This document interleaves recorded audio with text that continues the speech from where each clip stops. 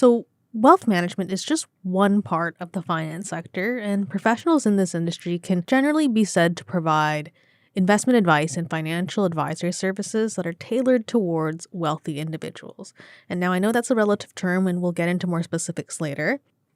But to put it simplistically, individuals will discuss their financial circumstances and goals with their wealth managers, financial advisors, who then work with them to make tailored financial plans and wealth management solutions that address a broad range of services that cover an entire financial life. So, portfolio management, succession planning, estate planning, and more that we'll talk about further in this course a bit later on. But right now, what we're trying to gauge is how big is this industry? Where has it been and where is it going? So to give ourselves a good broad strokes landscape and understanding of this industry, let's look in the rearview mirror first. So picture this, it's 2007, 2008, and we have what is now known as the global financial crisis, and it has a huge, massive impact on the wealth management industry. Every part of global banking was impacted. So every industry within the finance sector and finance professionals generally were under a lot more scrutiny, and finance generally had a lot more regulation than ever before. Now, on the consumer side of things, the U.S. Federal Reserve estimated that the U.S. households lost approximately 20% of their wealth between 2007 and 2009. And this, of course, impacted the wealth management industry significantly. And statistical trends have always been that the number of high net worth individuals worldwide by region has always been led by North America, followed by Asia Pacific, and then Europe. And it took years for the dip in wealth management revenues to recover from this global financial crisis and the impact that it had on wealth. But by around 2015 or so, things started to look a lot better for this industry, and things started to improve for everyone generally. And now the growth trajectory of the industry today is in its best place that it's been in over a decade. Today, the wealth management industry is facing a very different type of headwind. It's no longer the global financial crisis, but instead, its strong and steady revenues and profitability that we've seen for the last couple of years are now under threat from a key group of different factors. So growing competition, both from new entrants as well as technological innovation, as well as established firms expanding their practices and absorbing these new technologies. Also, an extension on that is low-cost, do-it-yourself investing solutions provided by new software as a service companies that are up and coming, or that have already up and came. Now, increased regulation, which is a common theme that continues to grow. And last but not least, something that works out for us, which is a talent shortage. So these are the headwinds that the present and future holds. And for all of you taking this course right now, it's encouraging to know that the U.S. Bureau of Labor Statistics projects that from 2022 to 2032, employment of financial advisors is projected to grow 13% during that time period from 2022 to 2032. And it's much faster than the average for all occupations. Now juxtapose that to the growth of the industry at the firm level. And let's focus on one of the largest, most successful wealth management firms in the world, which is JP Morgan. And while I've pulled that statistical example as a sample from the US, it's also important to consider that this is a trend that's being seen globally as well in the UK, Europe, as well as Asia Pacific. So now, knowing that there's going to be this increased anomalic growth in demand for personal financial advisors, let's talk about the institutions and the organizations that are actually demanding them and hiring them. Why are they doing so? So I'm going to use JP Morgan as an example because they have an incredibly successful asset and wealth management line of business, and as well, it's a household name that we're likely familiar with. Now, the key reason why a large bank like JP Morgan wants to grow this very specific line of business can be summed up in one word, and it is scalability. And what do I mean by scalability in this context? I mean that a business or some sort of institution has the capacity to grow to meet increased demand with minimal effort as the business gets larger. So a business that can scale up easily and successfully should be able to benefit from great economies of scale where production costs or labor costs, whatever is being produced, whether it's a service or a hard good, those production costs can be spread across more units and result in higher profit margins over time. So this means that whether it's a hard good like a car or in our context, a service like wealth management, adding that one additional client, it does not have a significant, it actually has a very relatively little additional marginal cost. So it makes it easy to expand the operations and reach new markets, despite maybe having initial startup costs that are high. So let me give you an example of how scalable this business is by focusing on a numerical example. So let's continue to run with JP Morgan as our primary example, and I'm going to walk you through this table that I've put together through JP Morgan's 10-Ks that have been filed in prior years. So JP Morgan's consumer and community banking line of business is its largest by far, and in 2022, it generated net income of just under $14.9 billion on the year. And together with JP Morgan's commercial banking line of business, these two units are what JP Morgan is kind of known for in the sense that you could think of it as the Main Street Bank. It's focused primarily on making loans, holding deposits, and this is what you're most likely familiar with if you're a consumer.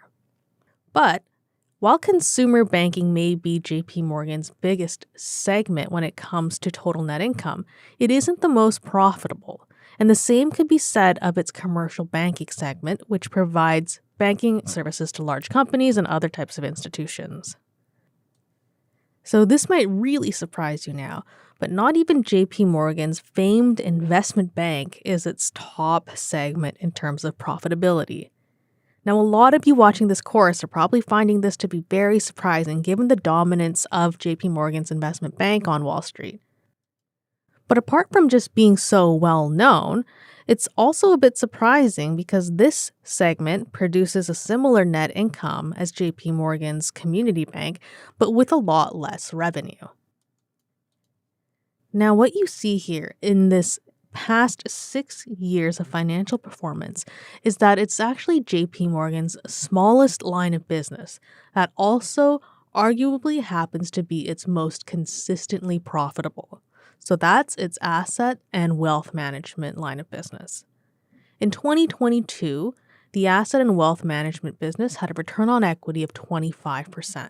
And that's nearly 3 times the standard threshold in the banking industry, but it's also the most consistent when you look at the past 6 years above its other lines of business. So in short, if you're wondering how JP Morgan has been able to generate consistent and respectable profits through the rocky past decade and a half or so, one line of business that you can't ignore is its asset and wealth management division. Now let's talk a little bit more about what's potentially in it for you before we start moving into the business side of things and the insights of the industry as well as careers. So if you're interested in a career in wealth management and financial planning, this is the quantifiable value of your skill set and what it could bring to individuals and families. So this is a very high level metric because every investor deals with various risk tolerances and constraints. But to illustrate the point, let's look at some data here. So this is some data that's been provided by JP Morgan in one of their annual 10Ks, and their research has found that over a recent 20-year period, these asset classes, balanced portfolios, and relevant metrics like inflation compare such that the S&P 500 averaged a 9.5% return in that 20-year period, while the average investor just outpaced average inflation, earning 3.6%. Now, the important question here is why that might be the case. Now, my thoughts on this, I can't go sharing it without giving you a personal opinion first. And that opinion is that I've generally found that people are good at doing a few particular things in a deep and narrow way. So developing a deep and narrow expertise. So for example, a very successful software developer may have a deep and narrow expertise in 1 or 2 key programming languages. And while they may know others, and they often do, their specialty is really deep and narrow in 1 or 2. Another example would be, let's say, a very successful M&A, mergers and acquisitions investment banker. Now, This investment banker may be extremely knowledgeable in financial advisory for large corporations when it comes to mergers, acquisitions, and divestitures. But these folks don't then tend to turn around and have that same deep level of expertise in managing their own personal financial assets. So, beyond understanding asset classes and financial markets deeply, having a practical and academic understanding of what motivates emotional decisions, cognitive biases when markets are volatile is also an incredibly important aspect of being a successful investor. And in fact, it's very much a full-time job. And it's one that you need to build an expertise in and a skill that you need to refine over years to excel at. The advice and guidance that wealth advisors provide are an essential and the most rewarding part of wealth management. And when you see it in the form of tangible results, clients can meet their financial lifestyle goals, and the advisor can really become part of that entire financial journey that they have. But like all of the industries and career paths that we open up for you to explore at CFI, there's a lot of hard work, research, and self-reflection involved to understanding what is the most compatible with your skills, your personality, and your natural preferences to propel success. So let's get started into exploring those career paths. Okay, so what is wealth management? To understand what wealth management is, I'm going to give you examples and answer the most frequently asked questions rather than just give you off-the-shelf definitions because I think it'll provide you a much clearer understanding this way. So I'm going to start by explaining the difference between asset and wealth management, because it's a very common question. And then with this context, I'll be able to explain what wealth management is regarding its advisory services and what clients they're offered to. After that, we'll be able to distinguish between financial planning and wealth management by contrasting the services because we've just scoped out what wealth management is. So let's get into it. So let's start by answering this question by looking at the asset side first. So asset management is where a financial institution manages money on behalf of individuals, institutions, sovereign wealth funds, pension funds, insurance companies, and the like. And notice how I say individuals here because they can be clients too. Now, these asset management firms, they're going to manage the money in various asset classes and products. So whether it's in mutual funds, ETFs, single stocks, single bonds, hedge funds, private equity, and so much more. Now, with that so much more component, it's important to consider that asset managers are essentially manufacturers of products that are intended for many types of clients, including retail clients as well. So, for example, if you want to buy into a share of an asset management company and have that be a part of a client's wealth management portfolio, that's what I mean by asset managers are also manufacturers of their own products.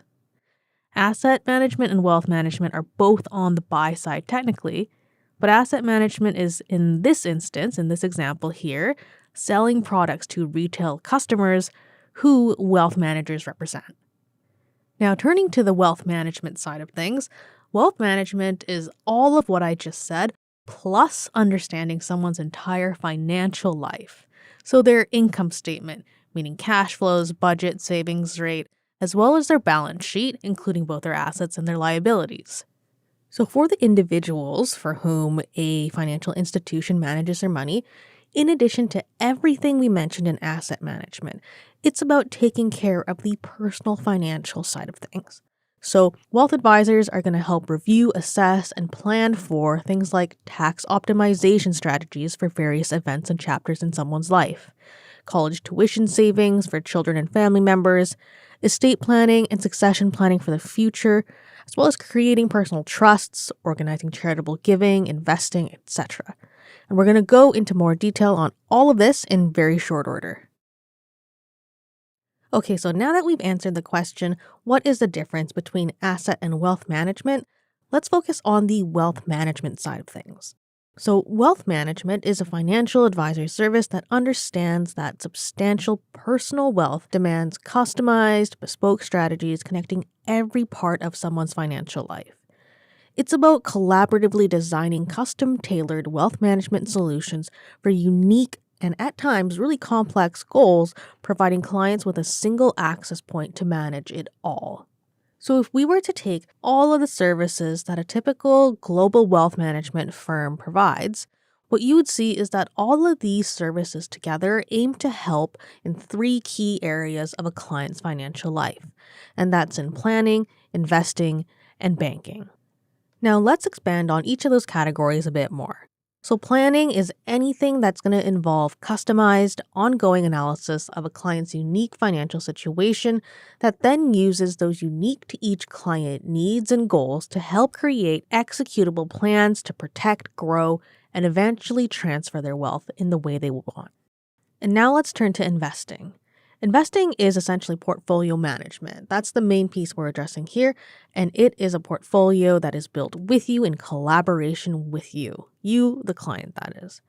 And a wealth advisor takes clients' goals, identifies the gaps between where they are today and the goal that they want to reach, that time horizon, the risks involved, and creates a financial plan and then a customized wealth management solution for the client to mitigate those risks, fill in the gaps, and eventually meet the goals. Now, banking. This is a nice touch. It's typically a dedicated relationship manager who provides high-touch, white-glove services to their clients and has an intimate knowledge of their client's financial situation. And this is a large step above having to contact a call center or a retail branch where the employee may be very unfamiliar with the clients. Now, I want to pause for a second here and say that while wealth management was and is for clients with a substantial and defined minimum amount of investable assets, it is important to understand that if you look at the most successful wealth management firms today, they have each in their own way figured out how to take all of those great learnings and products that they have for very wealthy people and also package those services for people who have their very first career out of college. They want to save a bit of money and they want to be able to access things that they normally wouldn't be able to just by walking into a local branch. Banks today usually have a sort of tiered offering, so to speak. So there's layers to it. So that means lower value, so bringing lower amount of investable asset. Clients can leverage robo-advice, for example, so using AI, or a self-service planning and investment tool as well. The next step up is a financial planner, typically who helps with budgeting, cash flows, retirement goals, and more simple investing. And then above that is the full service wealth management tier that we're talking about in this chapter and this course, which can include discretionary as well as non-discretionary investment advice. Now, all of this leads us to our second most commonly asked question. What do you think is the difference between financial planning and wealth management? So earlier we covered the difference between asset management and wealth management. So that is kind of firm level. But let's talk about financial planning versus wealth management, which is more of a service level discussion. So it can be within the same firm. So you'll hear this explained in several different ways, but primarily similar ways, if that makes any sense. Now let me explain. The message is that overall, that it's not totally black and white.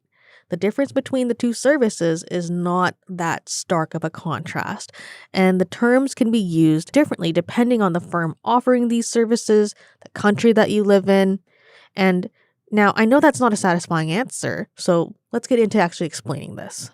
So financial planning, whether the service is offered at a large bank or independent practice, is a notch above the entry-level services. And when I say entry-level services, I'm talking about where you walk into a branch and a financial advisor sells proprietary mutual funds and offers little to no actual planning services that are done in collaboration with you and is tailored to your needs in any way, shape, or form. So financial planners, and I'm going to call them FPs going forward, typically have what's considered a low relative investment minimum. So in North America, you might be looking at $100,000. And they offer a wide range of mutual funds and SMAs, but they also do that custom financial plan. They're better equipped to define, for example, savings and realistic retirement goals for clients. Also, they require generally more licensing, education, and experience.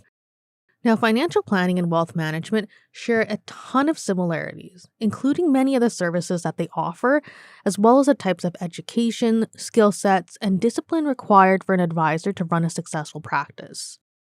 The key difference between these two types of financial advice, however, lies in the type of client that these advisors are servicing. So, generally speaking, the target market segment for financial planning services, as we've described, is regular middle class individuals that are primarily going to need professional advice related to budgeting and cash flow, which are core components of a sound financial plan, of course. Now, the process of generating a financial plan is something that we're going to discuss in a bit more detail later in the course, but it's one that's very structured and not as heavily custom tailored as a wealth management solution would be. So some advisors may create much more detailed custom plans than others, and some others may pump out more generic ones, but regardless, financial planning is typically a less custom product than a wealth management solution is. Now, we said that financial planning typically has lower investment minimums, meaning a lower threshold of investable assets required to participate in the service, but it doesn't mean that there isn't a wide range of clients in terms of their financial assets and the income levels that they bring. So, a good example of this is a financial planner that is very successful and has a large book of clients may want to start scaling back on the volume of clients, and they might just set their own investable asset minimum, and they might set it higher than what the firm does. So, for example, let's say the firm says $100,000 of minimum investable assets. That advisor might say, you know what, for my personal book of clients, it's going to be 500. Now, how does wealth management differ? I'm going to answer this in a similar way that I answered the asset management versus wealth management question. That was at a business level.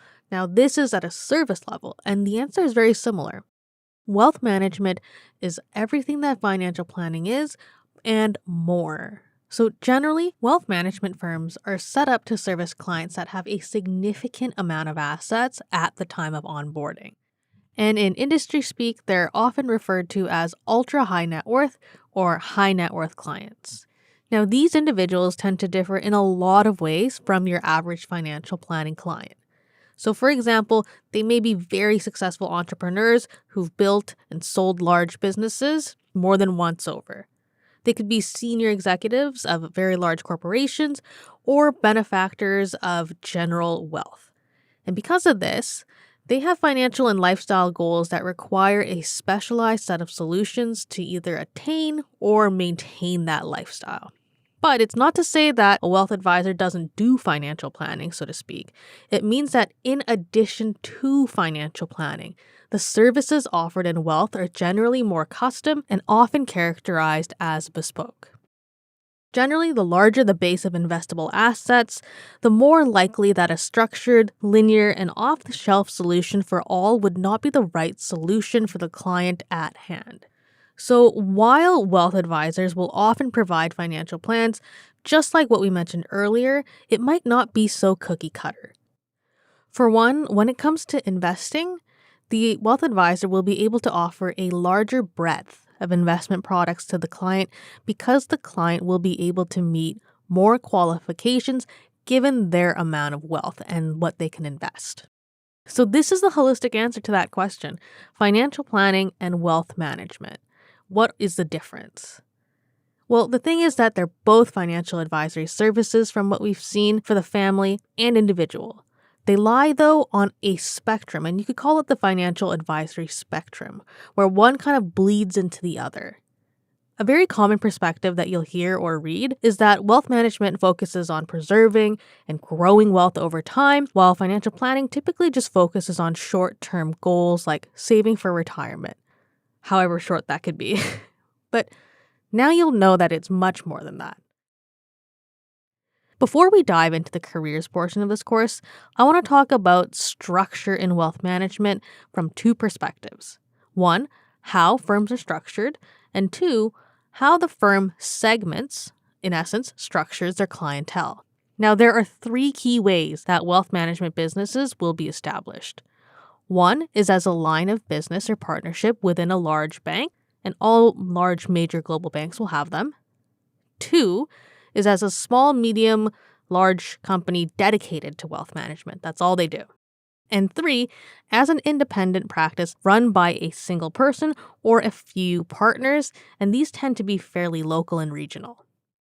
Now, in each of these 3 ways that wealth management businesses are established, each of these ways offers their advisors very different environments.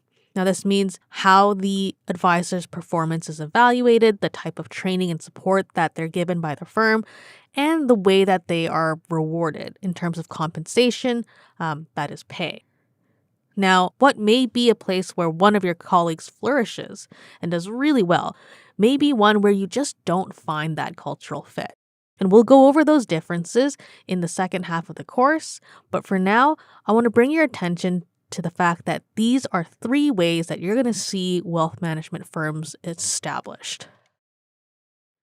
So let's talk a little bit about how wealth management firms segment their clients. We talked about how the client base is a big differentiator between financial planning and wealth management. This is going to be a much more detailed and explicit look into that. Now, keep in mind that these numbers are highly dependent on where you live and the demographics that prevail there. But I'm going to use the segmentation that's used in the likes of global banks like Morgan Stanley, Bank of America, and JP Morgan. So here is a table of how those institutions typically identify their clients. So they're segmented by investable assets, and you'll see from mega high net worth. So we are talking about incredibly small amounts of people that have $250 million worth of investable assets or more, right down to the mass affluent, 100,000 to a million, and retail, 100,000 and less. Now, the question that comes to mind first is, why does this segmentation exist in the first place? Well, it's because oftentimes certain types of investments and services can only be offered to clients with a certain amount of investable assets, or simply that a higher net worth individual is going to be more inclined to need things like trust services, estate planning, succession planning, and charitable giving. Smaller asset clients will typically have a simpler financial situation and therefore generally require less complex solutions. We see a lot of big numbers here, but you may be asking what's the difference between investable assets and net worth. And if that's a question that you're about to ask, it's a great one, and it's one that I've been anticipating. So in general terms, net worth is typically defined as a person's total assets, including their primary residence, their home, vehicles, cash, and investments, less that person's total liabilities, which include things like mortgages, car loans, and credit card debt. Now, investable assets, on the other hand, also include looking at a person's assets and liabilities, but excludes certain ones from both categories. So generally, investable assets are only those assets that are liquid or can be converted to cash relatively easily. So some financial institutions also include investment properties if they generate income, but personal assets that don't generate income, such as your primary home, your car, jewelry, art, all of those are typically excluded because they're usually not so easy to convert into cash. Likewise, investable liabilities include any liabilities like loans associated with investable assets, but exclude liabilities associated with excluded personal assets. Now, let's do a brief interactive exercise together and calculate an individual's net worth given some inputs so that you can get a sense of how to do some back-of-the-envelope calculations.